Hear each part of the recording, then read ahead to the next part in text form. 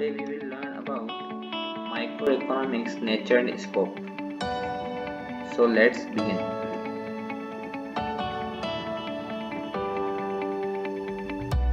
So first we will briefly check what is the nature of microeconomics. First is study of individual aspects, and second is unrealistic assumptions. Third is it does not consider time. Fourth is provides warm's eye view. Fifth is analysis of factor and product prices. Sixth is price theory. Seventh is study of isolated variables, and eighth is partial equilibrium. Now we will learn it in detail. Detailed information about nature of microeconomics. First is microeconomics study individual aspects. Microeconomics कभी भी total study नहीं करता है, ये हमेशा individual aspects पे ही study करता है, जैसे कि इंडिविजुअल कंज्यूमर, इंडिविजुअल प्रोड्यूसर्स, ना कि at an economic level. So it studies about the individual behaviour, firms, prices of products, equilibrium of consumers and producers. ये कंज्यूमर का इक्विलिब्रियम और प्रोड्यूसर के इक्विलिब्रियम के बारे में अलग अलग तरह से इंफॉर्मेशन देखता है ये माइक्रो इकोनॉमिक्स में. Second is use of partial equilibrium. Micro economics partial equilibrium है. माइक्रो इकोनॉमिक्स में हमेशा कंज्यूमर का इक्विलिब्रियम अलग से देखा जाएगा और प्रोड्यूसर्स का इक्विलिब्रियम अलग से देखा जाएगा एट पॉइंट ऑफ टाइम. ये साथ में कभी नहीं देख सकते अपन माइक्रो इकोनॉमिक्स में कि प्रोड्यूसर्स और कंज्यूमर का इक्विलिब्रियम किस पॉइंट पे आ रहा है. हमेशा अपन को एक पॉइंट अपने को निकालना पड़ेगा, अलग अलग तरह से निकालना पड़ेगा, साथ में नहीं निकल पाएगा. फिर थर्ड है प्राइस थ्योरी. प्राइस थ्योरी ये बताता है माइक्रो इकोनॉमिक्स हमेशा प्राइस थ्योरी पे डिपेंड है. माइक्रो इकोनॉमिक्स बना ही इसलिए है क्योंकि इस पे अपन को प्राइस की इंफॉर्मेशन मालूम पड़ती है कि किस पॉइंट पे प्रोड्यूसर बेच सकता है और किस पॉइंट पे कंज्यूमर खरीद सकता है. It analysis. So basically it tries to say price theory is the central part of the microeconomics. It considers price as the cause of both the consumption and production. It analyzes the determination of price in the product market and factor market. Product market में क्या prices है goods की और services की, और factor market में क्या price है फैक्टर ऑफ प्रोडक्शन की, जैसे कि land, labour, capital and enterprise के लिए अपने को क्या रेंट देना पड़ेगा, क्या अपन को वेजेस देने पड़ेंगे, क्या इंटरेस्ट देना पड़ेगा और क्या अपने को प्रॉफिट देना पड़ेगा. फोर्थ है study of isolated variables. Isolated variables he micro economics में स्टडी किए जाएंगे, ना कि डिपेंडेंट और साथ जो होगा एग्रीगेट वेरिएबल्स कभी भी इसमें अपन साथ में स्टडी नहीं कर सकते हैं. वही है क्योंकि अपन माइक्रो इकोनॉमिक्स लो लेवल पे है इकोनॉमिक्स है, एंड मैक्रो इकोनॉमिक्स में अपन एग्रीगेट लेवल पे अपन स्टडी कर सकते हैं. It studies about individuals and firms. It does not make any study of the aggregate like income and employment. वही हुआ जो मैंने बताया. फिफ्थ है अनरियलिस्टिक असम्पशंस. माइक्रो इकोनॉमिक्स हमेशा से ही अनरियलिस्टिक असम्पशन पे बेस्ड है. अनरियलिस्टिक असम्पशंस वो असम्पशंस जो कि रियलिस्टिक वर्ल्ड में कभी भी पॉसिबल नहीं है. ये मतलब ऐसा है कि micro economics depends on some unrealistic assumption like ceteris paribus. Ceteris paribus यहाँ पे है कि all the things remain constant. All the things remain constant means सारे फैक्टर्स कांस्टेंट रहेंगे. सारे फैक्टर्स रियलिस्टिक वर्ल्ड में कांस्टेंट नहीं रह सकते. इसलिए अपन यहाँ पे ये कह रहे हैं माइक्रो इकोनॉमिक्स अनरियलिस्टिक असम्पशन पे बेस्ड है. सिक्स्थ है does not consider time. Micro economics time को कंसिडर नहीं करता है.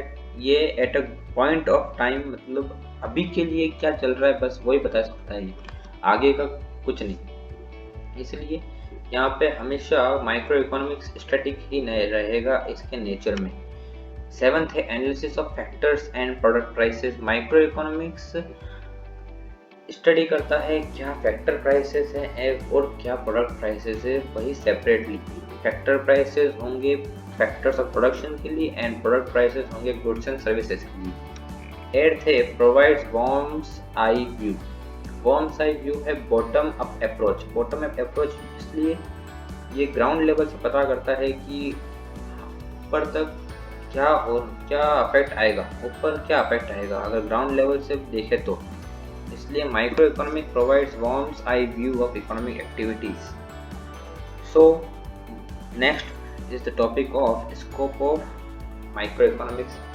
माइक्रो इकोनॉमिक्स का स्कोप काफ़ी बड़ा है और ये 3 पार्ट में डिवाइडेड है। First is theory of product pricing. Product pricing micro economics product price पे बेस्ड है। It consist of the theories of consumption and demand theories of production and cost. Micro economics consumption को देखेगा कि product की price क्या है और किस बेस पे कंजम्पशन होगा और क्या डिमांड होगी, किस प्राइस पे क्या डिमांड होगी प्रोडक्शन की और कॉस्ट की। It also deals with market equilibrium. Micro economics equilibrium पे भी बेस्ड है कि किस पॉइंट पे कंज्यूमर का इक्विलिब्रियम हाईएस्ट है और किस पॉइंट पे प्रोड्यूसर का इक्विलिब्रियम हाईएस्ट है। प्रोड्यूसर का इक्विलिब्रियम इस पॉइंट पे हाईएस्ट होगा जब डिमांड और सप्लाई का कर्व एक जगह पॉइंट को इंटरसेक्ट करेगा, और वही पॉइंट होगा जब प्रोड्यूसर्स का मैक्सिमम लेवल ऑफ आउटपुट है और वही उसका इक्विलिब्रियम है। Microeconomics also tries to solve 3 fundamental problems. First is how resources are allocated for production of goods and services. किस तरह हम resources को allocate करें कि अपन फटाफट अच्छी तरह से अपन goods को और services को use कर सकें। How are the goods and services are distributed among the people. किस तरह अपन goods और services को distribute करें peoples के बीच में, और क्या और how efficiently are goods and services distributed. So next is theory of factor pricing. पहले अपन ने पढ़ा theory of product pricing. Product pricing अपन ने इसलिए पढ़ा कि वो goods and services के बेस पे था ना। अब यहाँ अपन पढ़ रहे हैं कि theory of factor pricing मतलब कौन से फैक्टर्स है जो प्रोडक्ट को बनाने में काम आते हैं और उसको एक तरह से सपोर्ट देते हैं। तो फैक्टर्स हम थ्योरी ऑफ फैक्टर प्राइसिंग एक तरह से रिवार्ड होता है फैक्टर्स ऑफ प्रोडक्शन के लिए। फैक्टर प्राइस मतलब वही कि हम क्या अपन प्राइस दें फैक्टर्स ऑफ प्रोडक्शन को, तो कुछ ना कुछ तो देना पड़ता है, कुछ चीज़ लोगे तो कुछ चीज़ देना पड़ेगा आपको। वही है यहाँ पे भी कि it is rewarding factors of production. ये हमको एक तरह से रिवार्ड है फैक्टर्स ऑफ प्रोडक्शन के लिए। It include the theories of rent, wages, interest and profits. Rent होगा लैंड के लिए, वेजेस होगा वो लेबर के लिए, इंटरेस्ट होगा कैपिटल के लिए, और प्रॉफिट होगा एंटरप्राइज के लिए। ये सभी एक तरह से योगदान देते हैं प्रोडक्ट को बनने में। It also shows the relative share of factors in national income. National income में भी शो करता है कि किस तरह से आपकी नेशनल इनकम पे ये अफेक्ट करेगा फैक्टर्स ऑफ प्रोडक्शन को। फिर micro economics also studies the inter relation between the product and factor market. Micro economics study करता है कि प्रोडक्ट और फैक्टर मार्केट में क्या इंटर रिलेशन है, आपस में क्या रिलेशंस है। Product market is a place where goods and services are bought and sold.